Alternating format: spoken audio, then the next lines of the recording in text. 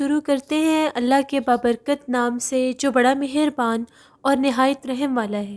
تمام تعریفیں میرے اللہ رب العزت کے لیے ہیں۔ السلام علیکم لسنرز، میں ہوں آپ لوگوں کی ہوسٹ نوشین، اور میں اپنے چینل خوفناک کہانیوں میں اپنے سبھی سننے والوں کو خوش آمدید کہتی ہوں۔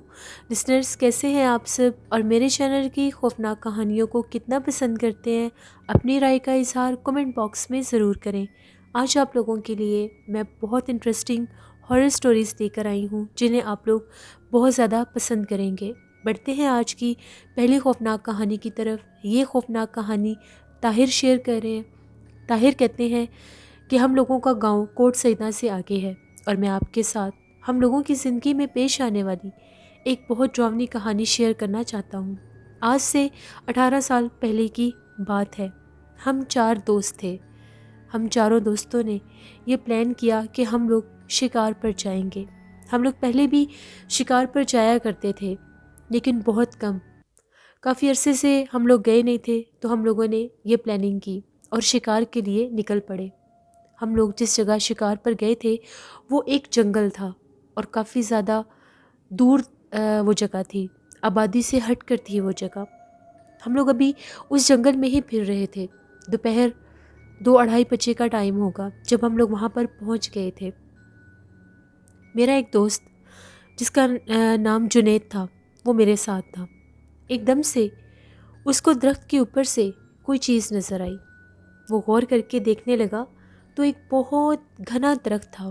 اس گھنے درخت کے اندر اس طرح سے کوئی چیز باندھی ہوئی تھی کہ جیسے وہ چیز لٹک رہی ہے۔ اس نے جب غور کیا تو اس کو سمجھ نہیں آ رہی تھی وہ چیز کیا ہے۔ وہ چیز تھوڑی سی چمک بھی رہی تھی۔ اس نے ایسا کیا، فوراً سے درخت کے اوپر چڑھ گیا۔ ہم لوگ اس سے پوچھ رہے تھے کہ تمہیں کیا ہوا ہے؟ اس نے یہ کہا کہ میں نے یہاں پر کوئی چیز چمکتی دیکھی ہے، اور میں یہ دیکھنا چاہتا ہوں کہ یہ کیا چیز ہے۔ وہ اس کو عادت تھی درختوں کے اوپر چڑھنے کی، اکثر وہ چڑھ جایا کرتا تھا۔ کافی اونچا وہ درخت تھا، پھر بھی وہ اس کے اوپر چڑھ گیا۔ جب وہ اس چیز کے پاس پہنچا تو وہ ایک بوٹل تھی، وہاں پر باندھی ہوئی تھی۔ ایک گولڈن کلر کے دھاگے کے ساتھ اس بوٹل کو اس درخت کے اوپر باندھا ہوا تھا۔ وہ شیشے کی ایک بوٹل تھی، اور اس کے اندر سر کے بال تھے۔ اس نے ہم لوگوں کو بتایا کہ یہ ایک شیشے کی بوٹل ہے، اور یہاں پر اس میں کچھ بال بھی ہیں۔ ہم لوگوں نے اس کو یہ کہا کہ اس کو مت چھیڑو، پتہ نہیں یہ کیا چیز ہے اور کیا نہیں۔ اس نے کہا نہیں، ذرا دیکھتے ہیں یہ ہے کیا چیز، اس میں ایسی کون سی چیز ہے۔ اس نے وہ بوٹل اتار لی۔ ہم لوگوں نے اس کو بہت منع کیا۔ جب اس نے اس بوٹل کو اتارا، وہ بوٹل بہت زیادہ ٹھنڈی تھی، یک ٹھنڈی تھی بالکل۔ عجیب ہی اس ٹائم ایسا فیل ہو رہا تھا، کیونکہ وہاں پر کافی زیادہ دھوپ بھی تھی۔ وہ نیچے لے کر جیسے ہی اترا، ہم لوگ اس کو بار بار منع کر رہے تھے اس کو مت کھولو، پتہ نہیں یہ کیا چیز ہے، کوئی تعویذ وغیرہ ہوں گے تو تم اس کو کھول رہے ہو۔ لیکن اس نے ہم لوگوں کی ایک بات بھی نہیں سنی، اور اس بوٹل کا جو دھاگا تھا اس کو کھول دیا۔ جب اس دھاگے کو کھولا تو اس بوٹل کا جو اوپنر تھا اس کو کھولا، اس کے اندر ایک تعویذ تھا۔ اس تعویذ کو بھی اس نے باہر نکال لیا۔ جیسے اس نے اس تعویذ کو باہر نکالا اور وہ جو سر کے بال تھے ان کو اس نے ہاتھ لگایا، تو اس کو کسی چیز نے اٹھا کر بہت دور پھینکا۔ ہم لوگ بہت زیادہ ڈر گئے کہ اس کو کیا ہوا ہے۔ ہم لوگ چیخیں مارنے لگے۔ وہ بہت دور جا کے گرا، اور اس کو بہت زیادہ چوٹ بھی لگی تھی۔ اتنی دور جا کر گرا کہ وہ ایسے لگ رہا تھا جیسے وہ نیم بے ہوش ہو چکا ہے۔ ہم لوگ اس کی طرف بھاگے، لیکن ہم لوگوں کو کوئی بھی چیز نظر نہیں آئی کہ اس کو کس چیز نے اٹھا کر اتنی دور پھینکا ہے۔ اس کے بعد وہ جو درخت تھا، جس درخت کے اوپر وہ بوٹل باندھی ہوئی تھی، وہ درخت زور زور سے جھولنے لگ گیا، جیسے اس درخت کے اوپر کوئی چیز ہے۔ ہم لوگ بہت زیادہ ڈر گئے۔ ہم لوگوں نے جنید کو وہاں سے اٹھایا اور واپس بھاگے کہ ہم لوگ جان بچا کر یہاں سے نکل سکیں، پتہ نہیں اس نے یہ کیا کام کیا ہے۔ ہم لوگ اپنی گاڑی کی طرف آئے۔ ہم لوگوں کے پاس جیپ تھی۔ وہ بے ہوش تھا، اور اس کو بہت زیادہ درد بھی ہو رہی تھی۔ ہلکا سا جب اسے ہوش آتا تھا تو وہ درد کے ساتھ کراہنے لگ جاتا تھا۔ ہم لوگ وہاں سے واپس جب اپنے گاؤں میں پہنچے تو شام ہو چکی تھی۔ جنید کے گھر اس کو لے کر گئے، اور ہم لوگوں نے ساری بات بتائی کہ اس کے ساتھ یہ ماجرا ہوا ہے۔ ابھی بھی اس کے گھر والے اس کو دیکھ کر بہت زیادہ پریشان ہو گئے۔ ہم لوگوں نے اس کو ایک روم میں لٹا دیا۔ جیسے ہی وہ اس روم میں لیٹا، ایک دم سے اس کا پورا جسم ٹیڑھا ہونے لگ گیا۔ ہم لوگ سارے ڈر گئے کہ پتہ نہیں اس کو کیا ہو رہا ہے، اور جب اس نے اپنی آنکھیں کھولی تو اس کی آنکھیں بہت زیادہ ریڈ ہو رہی تھیں، اور اس کے اندر ایک بہت زیادہ ڈراؤنی آواز والی کوئی عورت بول رہی تھی، اور وہ بار بار یہ کہہ رہی تھی کہ میں تم سب کو مار دوں گی، تم لوگوں کو نہیں چھوڑوں گی۔ سب گھر والے بہت زیادہ ڈر گئے، ہم لوگ باہر بھاگے، ہم لوگوں کو کچھ سمجھ نہیں آ رہی تھی کہ اس کے ساتھ یہ کیا ماجرا ہوا ہے۔ پورے گاؤں میں شور شرابہ برپا ہو گیا کہ فلاں گھر کے لڑکے کو کسی چڑیل نے پکڑ لیا ہے۔ ہم لوگوں نے سب کو ساری بات بتائی۔ اب یہ بات وہاں پر ہم لوگوں کے گاؤں میں ایک سید صاحب تھے، ان کو بھی پتہ چلی۔ جب وہ آئے، کیونکہ اس کی حالت بہت زیادہ غیر ہو چکی تھی، اس نے اپنے کمرے کا دروازہ بند کر دیا تھا، اور کمرے میں جتنا بھی سامان تھا وہ سارے سامان کو اٹھا اٹھا کر پھینک رہا تھا۔ ایسا لگ رہا تھا کہ وہ کمرے کا سارا سامان توڑ دے گا۔ پھر اس کے کمرے میں سے بہت زیادہ ڈراؤنی آوازیں آنے لگ گئیں۔ ایسا لگ رہا تھا اس کے کمرے میں جس طرح سے کوئی جانور بول رہا ہے، سمجھ نہیں آ رہی تھی کہ وہ کس کی آواز تھی۔ وہ اتنی خوفناک آوازوں میں اونچا اونچا چلا رہا تھا۔ اس کے گھر والے بہت زیادہ رو رہے تھے، اس کی بہنیں، اس کی والدہ، سب بہت زیادہ پریشان تھے۔ وہ سید صاحب جب آئے، ان کو ہم نے ساری بات بتائی۔ ان کا یہ کہنا تھا کہ بہت سال پہلے، تقریباً 70-80 سال پہلے، وہاں پر ایک بہت بڑے گدی نشین نے ایک چڑیل کو قید کیا تھا، اور اس کو اس درخت کے اوپر اس کے بال اس بوتل میں ڈال کر تعویذ کے ذریعے اس کو قید کیا گیا تھا۔ اس نے اس بوتل کو کھول دیا ہے، اب وہ جو چڑیل ہے اس کے اوپر حاوی ہو گئی ہے، اور اس کو اس طرح سے تنگ کر رہی ہے۔ اتنی آسانی سے اس کو ہم نہیں اب ٹھیک کر سکتے، کیونکہ اس وقت وہ اس کے اوپر ہے۔ اس کے گھر والے بہت زیادہ رو رہے تھے، ان کی منتیں کر رہے تھے کہ اس کا کوئی حل بتائیں۔ پھر وہ جو سید صاحب تھے، ان کا یہ کہنا تھا کہ ہمیں وہ تعویذ اور وہ بوتل ڈھونڈنی ہوگی۔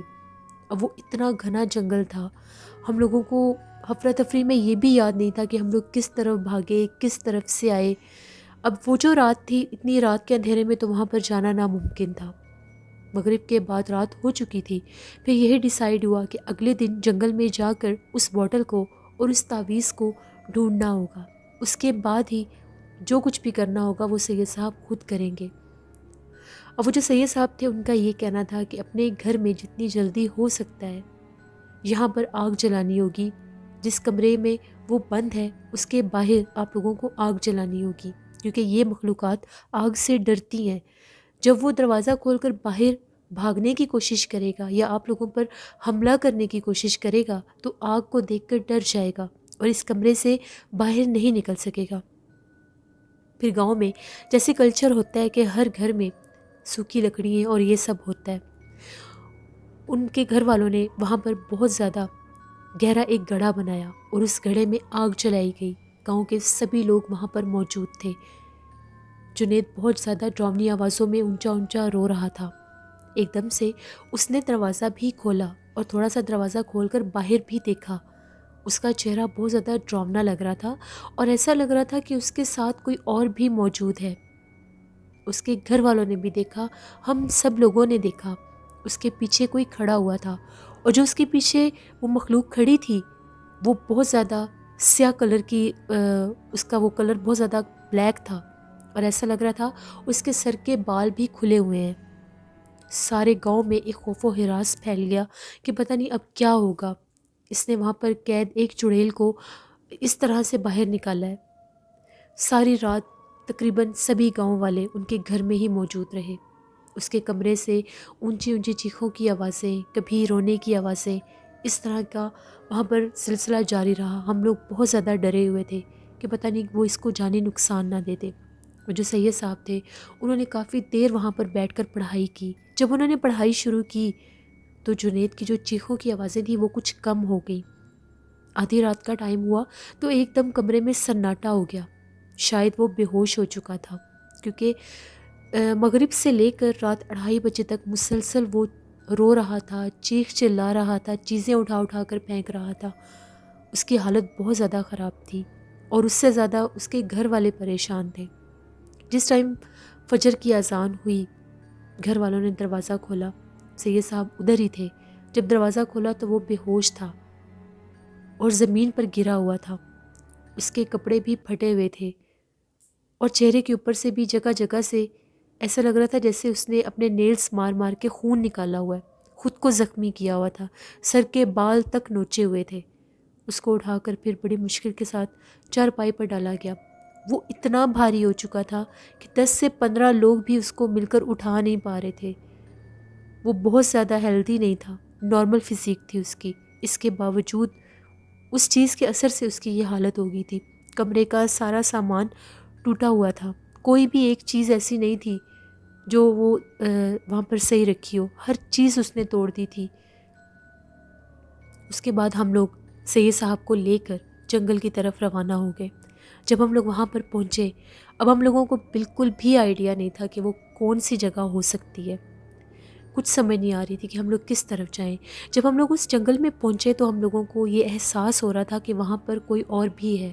ایسا لگ رہا تھا وہاں پر کوئی بالکل پاس پاس چل پھر رہا ہے، اور اس نے جیسے پاؤں میں پائل پہنی ہوئی ہے۔ وہ سید صاحب یہ کہہ رہے تھے کہ ان آوازوں پر بالکل بھی غور نہیں کرنا، وہ یہیں پر موجود ہے، اس کا جو مین مسکن ہے وہ یہ جنگل ہی ہے، اس جنگل میں ہی وہ رہتی ہے، تبھی اس کو اس جنگل میں قید کیا گیا تھا۔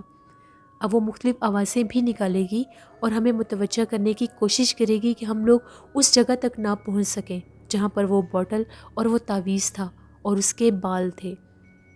ہم لوگوں کو بہت زیادہ عجیب آوازیں آ رہی تھیں، کبھی ایسا لگتا تھا دو عورتیں آپس میں باتیں کر رہی ہیں، کبھی ایسا لگتا تھا کوئی عورت ہنس رہی ہے۔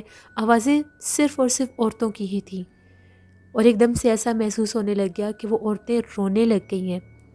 ہم لوگوں نے وہاں پر تھوڑا سا، ہم لوگوں کو یاد تھا کہ جب ہم لوگ اس طرف جا رہے تھے تو وہاں پر ایک درخت تھا جو بالکل جلا ہوا تھا، ایسا لگ رہا تھا کہ اس درخت کو جلایا گیا ہے، وہ بہت زیادہ جلا ہوا کالے رنگ کا ایک درخت تھا۔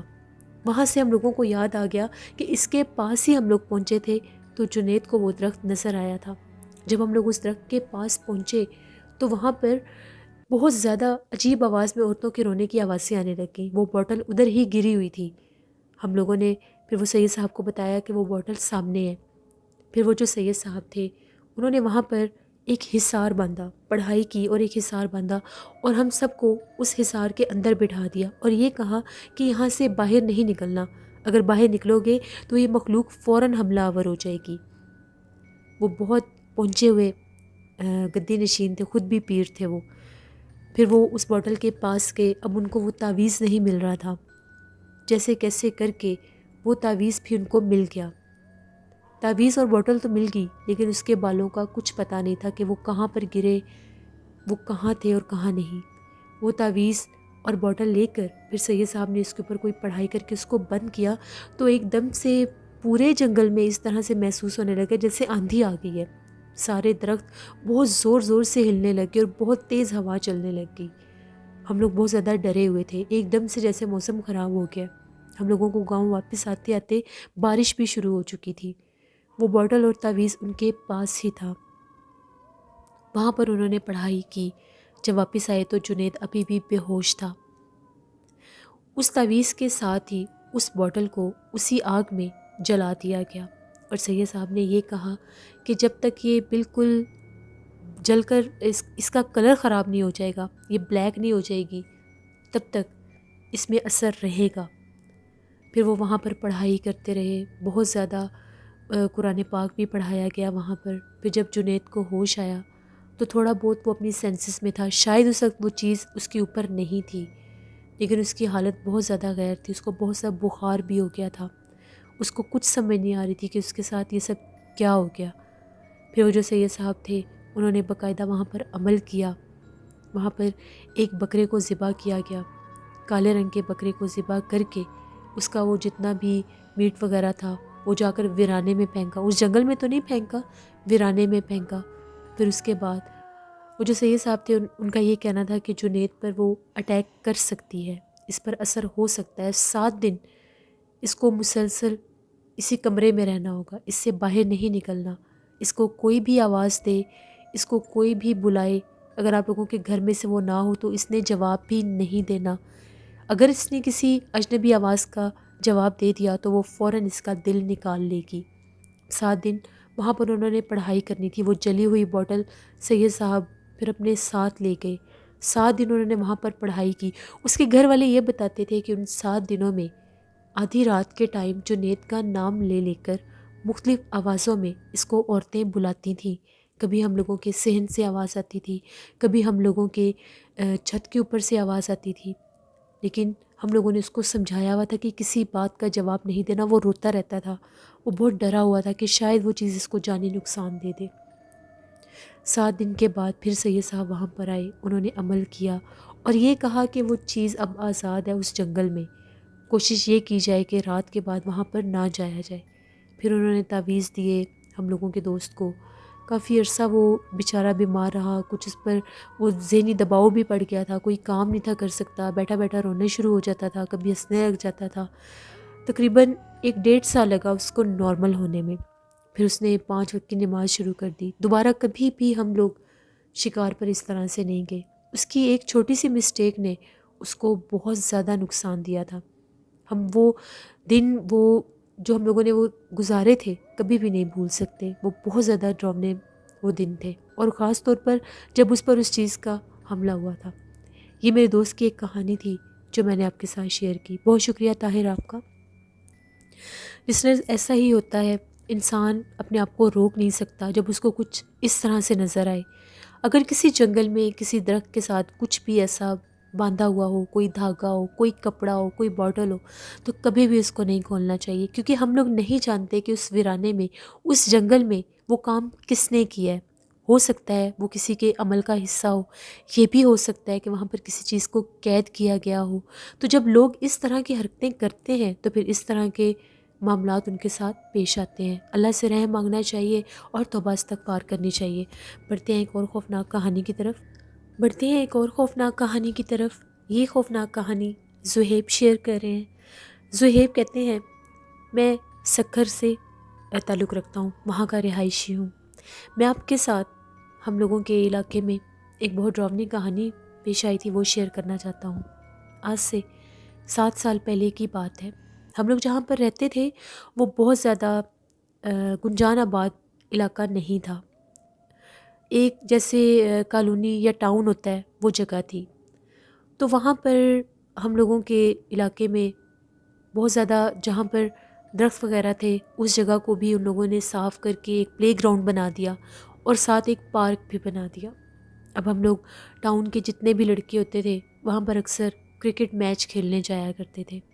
گرمیوں کا موسم تھا تو ہم لوگوں نے نائٹ میں بھی وہاں پر کرکٹ میچ کھیلنا شروع کر دیا. وہاں پر کچھ اسٹریٹ لائٹس بھی تھیں اور ہم لوگوں نے خود سے بھی وہاں پر کچھ لائٹس ارینجمنٹ کیا ہوا تھا.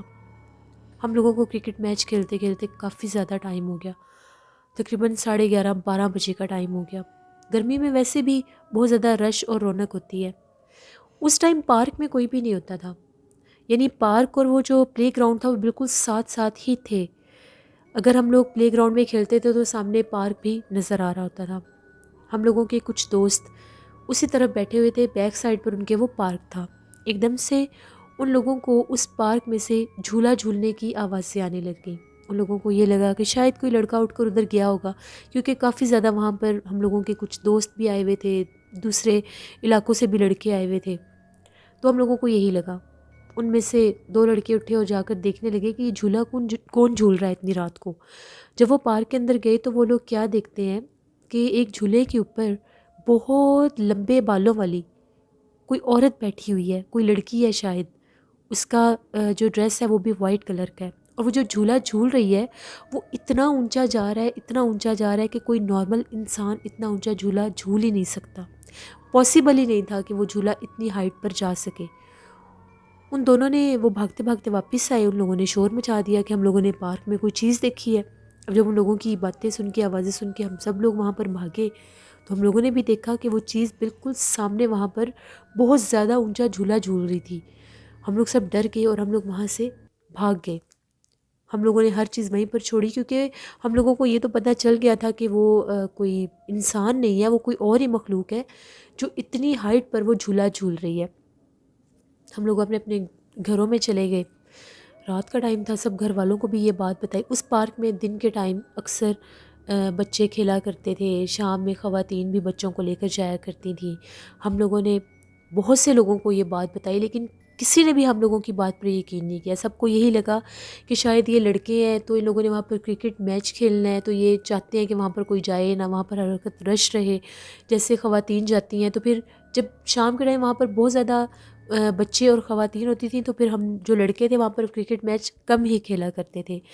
جب وہ لوگ وہاں سے چلے جایا کرتے تھے تو پھر ہم لوگ وہاں پر میچ کھیلا کرتے تھے. ان سب کو اب یہ لگ رہا تھا کہ شاید اس وجہ سے ہم لوگ جھوٹ بول رہے ہیں.